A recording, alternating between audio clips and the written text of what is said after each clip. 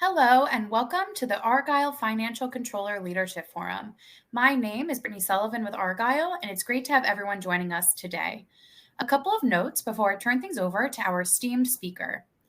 First, a quick reminder to stop by our sponsors' virtual booths at any time during today's event and for the following week.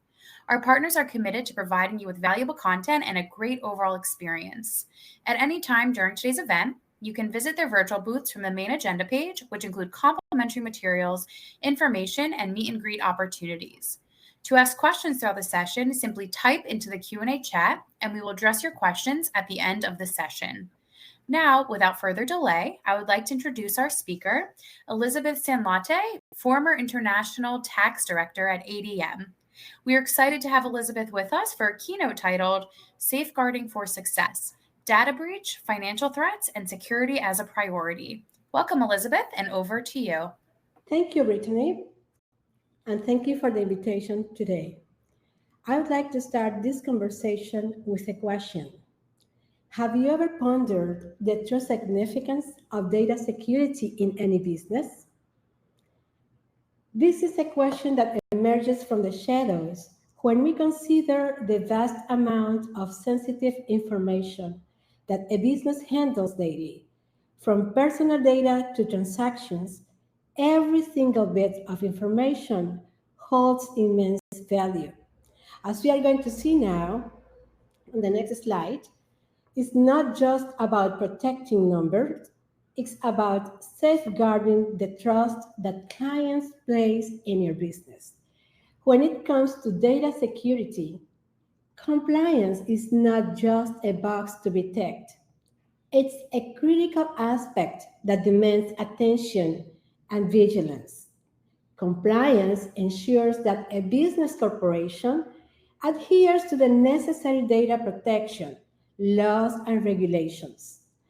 It's about ensuring that the sensitive data handled by your business remains secure and confidential. Now we are going to see on this pop-up menu what we are going to be discussing today. Brittany?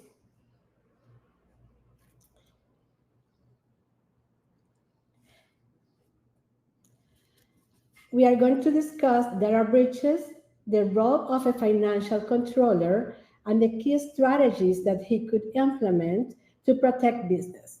We are going to see a little case of a studio that will help us understand about data breaches and how to respond. Then we are going to have a session of Q&A. On the next slide, we are going to discuss about data breach. What is a data breach? It occurs when sensitive, confidential, or protected information is accessed, disclosed, or used by unauthorized individuals or entities.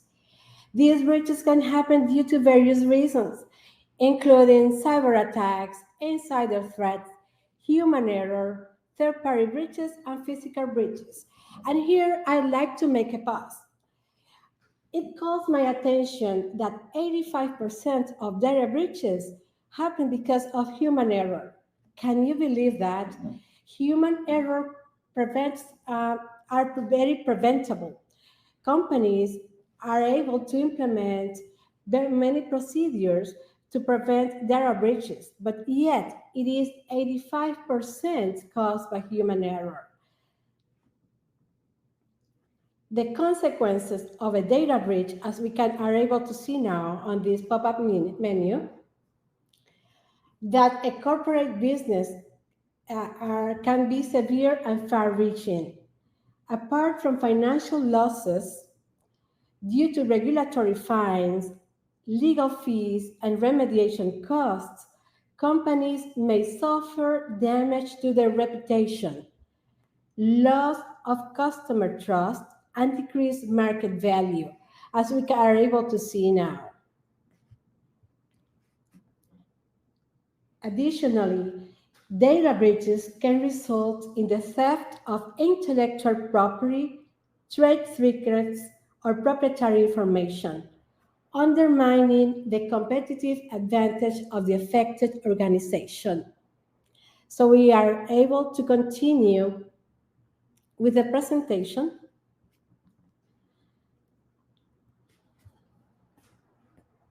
Data breaches have become a pervasive threat to businesses across various industries, with significant financial, reputational, and operational consequences. Here are some statistics and examples highlighting the scale and impact of data breaches on affected business. You know that one of the biggest exposure that a business has is the reputational damage. A business can recover for a financial loss, can settle legal claims, can adhere to compliance. But to recover from a reputational damage after a data breach is really uphill. Sorry. So on the next slideshow, we are gonna see some statistics about the data breach in the recent times. In 2021, 85% of data breaches involved human error, as we mentioned before. Sectors that are affected really heavy by these incidents are financial sector, the healthcare sector, and the retail business. The next section will see how these data breach incidents have affected specific businesses. One of the most notable is really very recent. Just in January this year, we have the mother of all breaches. In January 2024, 26 billion records were exposed. And guess what? My records were already exposed in January with this data breach. So no one of us is safe from data breaches in today's world. You may ask yourself, where does the role of a financial controller come into play in managing data breach and security for a business corporation? We are going to see that on the next slide. The financial controller is not just a guardian of financial health. The financial controller plays a crucial role in preventing data breaches and controlling threats within an organization. While their primary focus will be on financial management and reporting, their oversight extends to ensuring the security and integrity of financial data and systems. Now, what is the real role of a financial controller? He has to implement internal controls as he is responsible for establishing and enforcing them related to financial processes, systems, and data. This includes segregation of duties, access controls, and approval workflows to prevent unauthorized access or manipulation of financial information. By ensuring that only authorized personnel have access to sensitive data, controllers reduce the risk of data breaches. So this is important that we pay attention to our internal controls. Also, it is important for the financial controller be abreast of the compliance and regulation to their industries. For example, the General Data Protection Regulation or the Sarbanes-Oxley Act, how it affects their industries and what they have to comply with. A financial controller also participates in risk assessment processes to identify potential vulnerabilities, threats, and risks to financial data and systems. By conducting risk assessments, controllers can prioritize areas for improvement and allocate resources.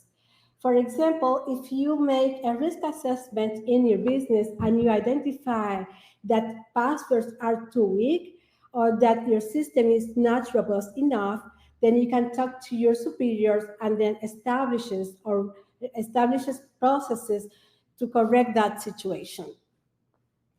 As a controller, you also have to manage vendor and third-party risk. Here, you are able to identify if your vendors and your third parties, they have robust practices to protect your data. data that you provide from your business and probably from your customers and employees, for example, when managing payroll. Now, the first defense of your company are your employees.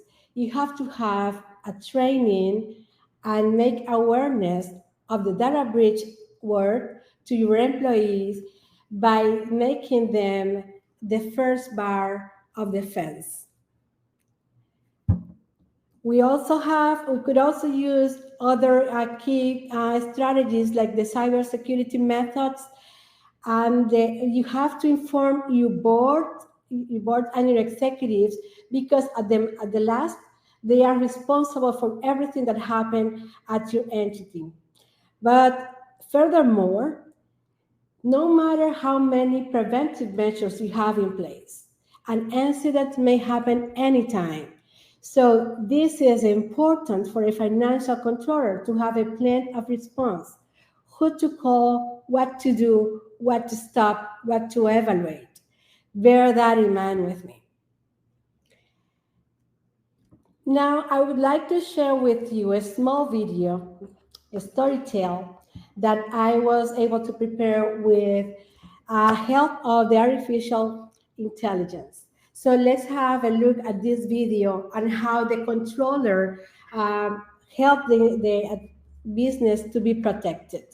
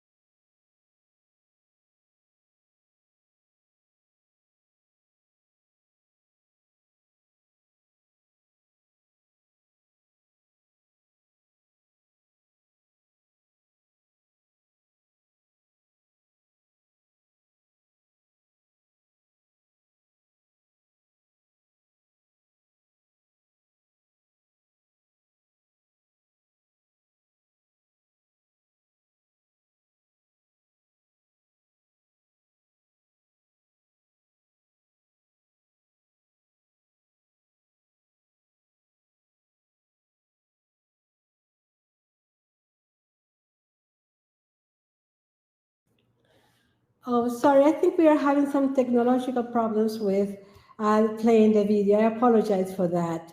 So, what the video tried to say is how the financial controller came with a plan to protect the business, and how a quick response was crucial to stop the information from reaching and protecting the business.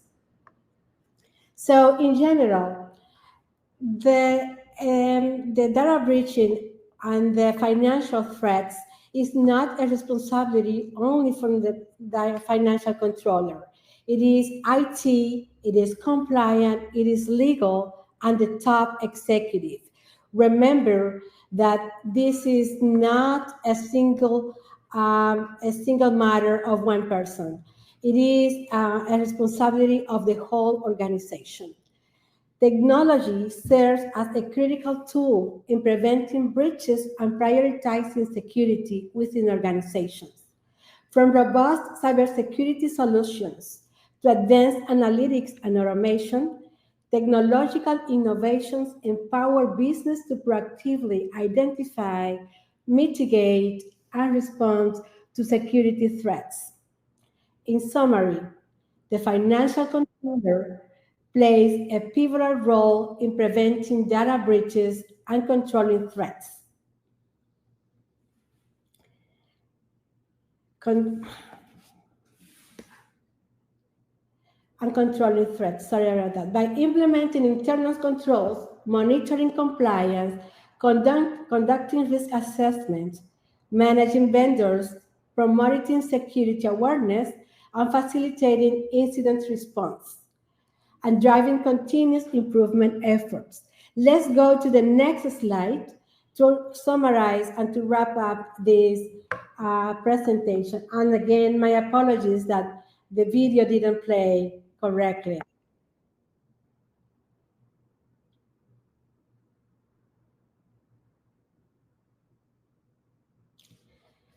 In summary, the financial controller plays a pivotal role in preventing data breaches and controlling threats by implementing internal controls, monitoring compliance, and conducting risk assessments, managing vendors, promoting security awareness, facilitating incident response planning, driving continuous improvement efforts. We need to integrate technology into this, as we see on the next slide.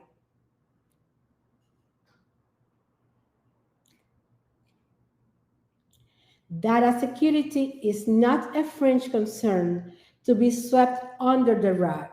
It's a pivotal aspect of the business world that demands vigilance and proactive measures. It's not just about adhering to rules. It's about safeguarding trust and maintaining the integrity of your business. The role of a financial controller is to work in a cross-functional team with IT, compliance, and legal. It is not about ensuring the safekeeping of data. It's about ensuring the safekeeping of data, reinforcing trust, and ultimately protecting the reputation of the corporation they serve. Remember that the word business data isn't just a commodity, it's a responsibility. That responsibility lies in.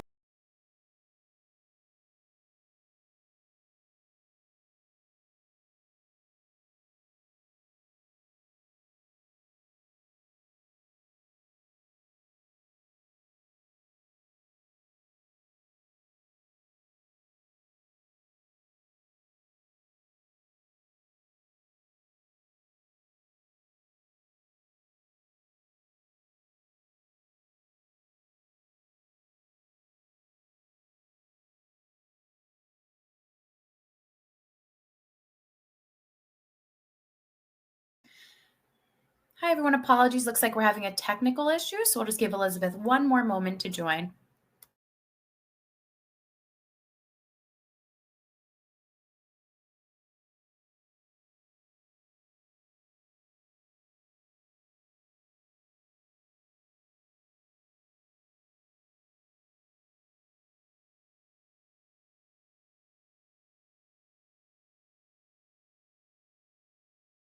Hello?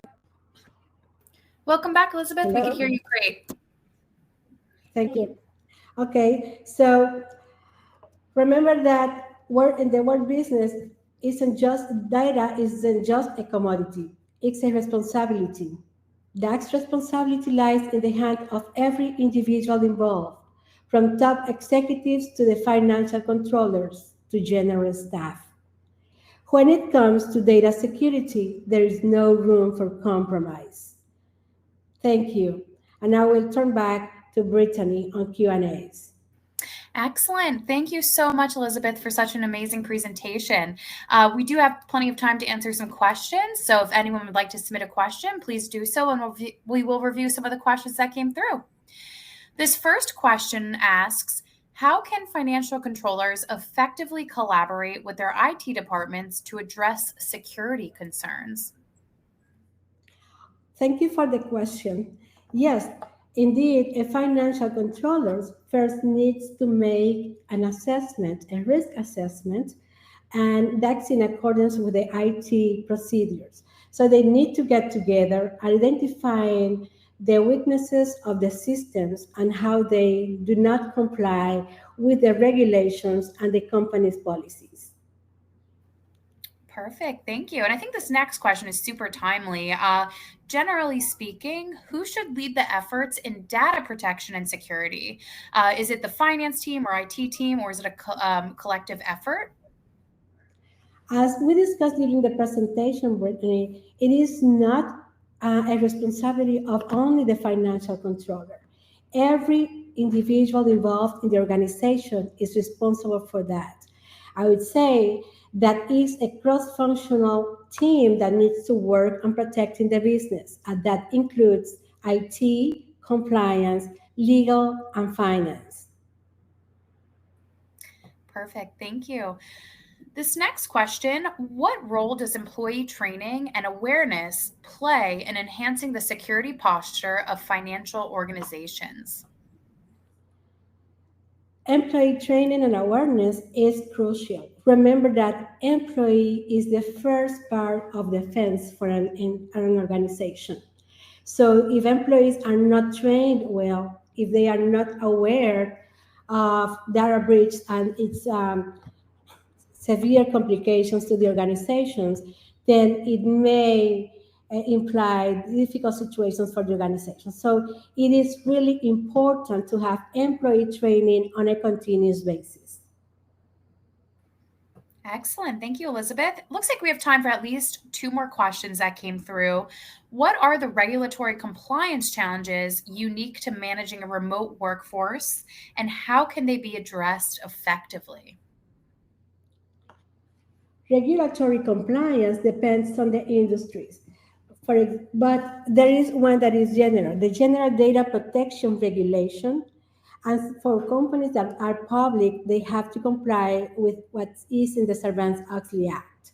Now, it is important that when working remote, the people are trained, they are aware, they have firewalls, and they have enough protection to enter the system, working with secure VPNs as well, and using what technologies brings today.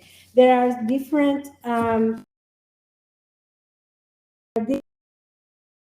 tools that we can find in the market, like the double authentication method and things like that.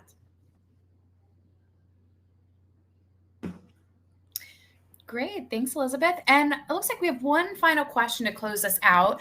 In your experience, what are the most overlooked security vulnerabilities in financial systems? I would say that due to some situations or either organizations, probably the segregation of data is not well paid attention. If you have a person that can access sensitive data, but do not, it shouldn't, then anything could happen. For example, if a person that is working for purchasing has access to payroll information, because there was not a correct segregation during the system setup or during the access authorization, then it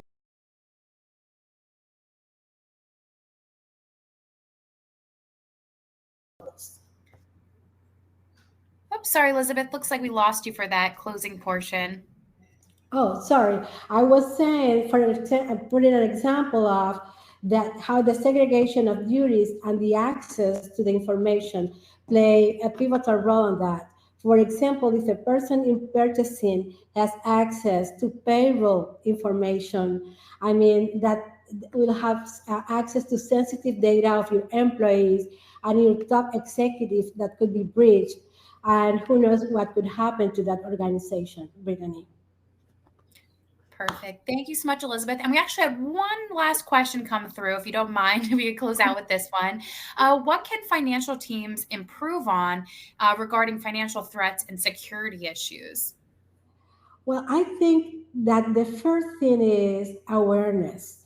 You have to be aware of your surroundings. You have to be aware of your processes. For example, when you are traveling for business, you have to be aware of who is around you while you are working on your computer with sensitive data. A person could just come by and see and obtain information from you, and you are not doing anything wrong, but this is one of the ways that data breach goes out. Also, when you are using your cell phone and your social pages from the company's cell phone, I mean, if you use your company's cell phone, you shouldn't be using your social media on the same uh, on the same cell phone, the same mobile, because data could be breached. You cannot connect to public networks also. I would say that awareness is the best way to defend your organization when dealing with financial threats. Great. Well, thank you so much, Elizabeth. That is all the Q&A we. Thank you again for an incredible keynote presentation. I also wanted to thank everyone else for joining us today. This session, along with all of today's content, will be made available on demand following the event. Our next session will begin shortly at 2:40 Eastern, which is a panel discussion titled Navigating Transformation and New AI Implementations. Please click on the join button that will appear on your screen, and we look forward to seeing you there. Thank you again, Elizabeth. Thank you.